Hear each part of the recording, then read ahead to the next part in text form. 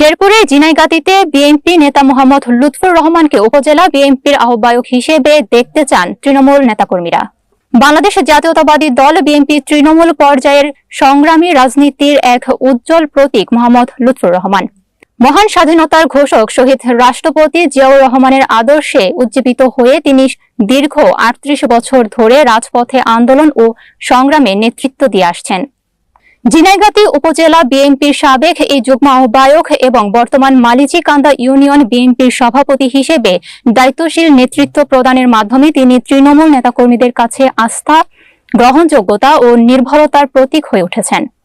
ঝিনাইগাতী থেকে সহকর্মী সাইফুল ইসলাম জুয়েলের পাঠানো তথ্য ও ভিডিও চিত্রে দেখুন ডেস্ক রিপোর্ট। ১৯ আগস্ট ১৯৬৮ সালে শেরপুরে ঝিনাইগাতী উপজেলার চেঙ্গুরিয়া গ্রামে জন্মগ্রহণ করেন মোহাম্মদ লুৎফর রহমান। শৈশবকাল পেরিয়ে ১৯৮৭ সালে ছাত্র দলের মাধ্যমে রাজনীতিতে যোগ দেন। এরপর তিনি যুবদল, কৃষক দল সহ বিএনপির বিভিন্ন পদে দলের সক্রিয়ভাবে দায়িত্ব পালন করে নিজেকে প্রমাণ করেছেন। স্বৈরাচার বিরোধী আন্দোলনে তিনি বারবার মামলা, গ্রেপ্তার ও কারাবরণ করেও দলের প্রতি তার আনুগত্য অটুট থেকেছে।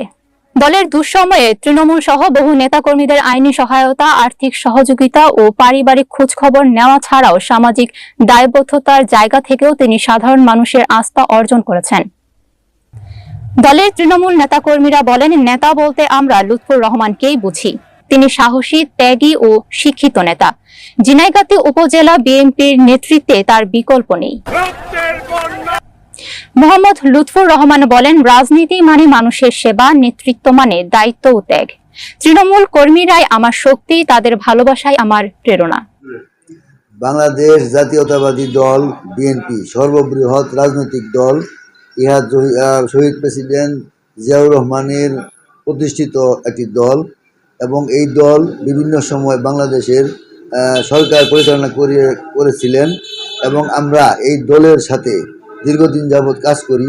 ১৭ বছর শেখ হাসিনা সরকারের আমলে যত নেতাকর্মী জেলখানায় গিয়েছেন তাদেরকে আমরা আইনি সহযোগিতা দিয়েছি এবং তাদের পরিবার পরিজনকে আমরা সহযোগিতা করেছি এবং পাশে থেকেছি এবং নিজেও আমি কয়েকবার প্রায় ৩ বার জেলখানায় গিয়েছি এবং প্রায় ৩ মাসের অধিক আমি কারাবরণ করেছিলাম এই স্বৈরাচারী শেখ হাসিনা সরকারের আমলে।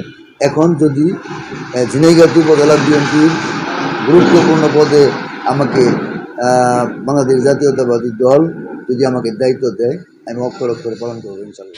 আগামী জাতীয় সংসদ নির্বাচন সামনে রেখে তৃণমূল বিএনপি মনে করছে, ঝিনাইগাতী উপজেলা বিএনপির আহ্বায়ক হলে